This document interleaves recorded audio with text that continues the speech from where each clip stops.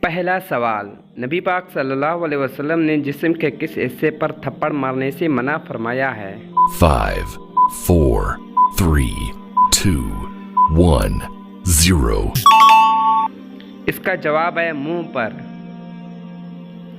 اگلا سوال، جسم کا وہ کون سا حصہ ہے جس پر آگ کا اثر نہیں ہوتا؟ 5 4 3 2 1 0 اس کا جواب ہے ناخن۔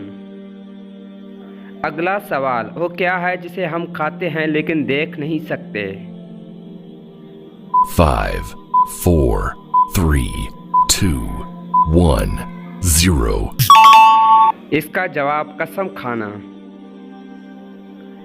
اگلا سوال، بتائیں کہ غسل میں کتنے فرائض ہیں؟